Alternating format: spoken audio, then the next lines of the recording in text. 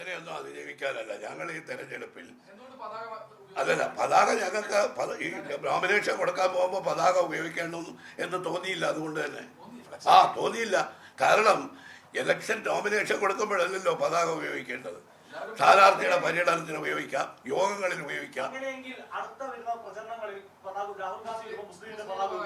ഒരു പതാകയും ഉപയോഗിക്കാൻ തീരുമാനിച്ചിട്ടില്ല.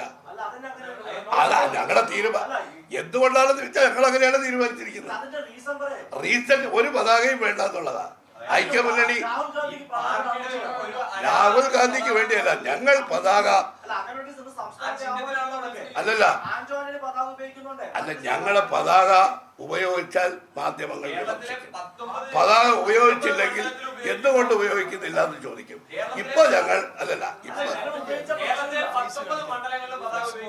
ഇല്ല ഇല്ല ഇല്ല ഇല്ല ഞങ്ങൾക്കറിയാം. അല്ല, പതാക നോമിനേഷൻ കൊടുക്കാൻ പോകുമ്പോ പതാകയെ പിടിച്ചിട്ടല്ല പോയി.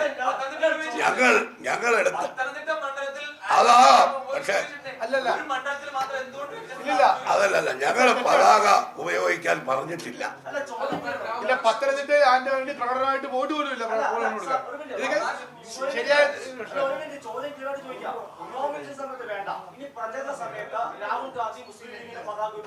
ഇല്ല, രാഹുൽ ഗാന്ധി കോൺഗ്രസിന്റെ പതാക ഉപയോഗിക്കില്ല. പിന്നല്ലേ മുന്നണിയിലെ ഒന്നിന്റെയും പതാക ഉപയോഗിക്കില്ല. റീസൺ പതാക വേണ്ട, ചിഹ്നം ഉപയോഗിച്ചാൽ മതി എന്നാ തീരുമാനിച്ചു. അല്ല, അതൊക്കെ ഇഷ്ടമുള്ളവർക്ക് ഉപയോഗിക്കാം. ഞങ്ങൾ വയനാട്ടിൽ കൊടുത്ത നിർദ്ദേശം ഒരു മണ്ഡലത്തിലും വേണ്ട. അല്ല, നിങ്ങൾ എത്ര പക്ഷത്തിൽ ചോദിച്ചാലും ഞങ്ങളുടെ തീരുമാനം ഇതാണ്.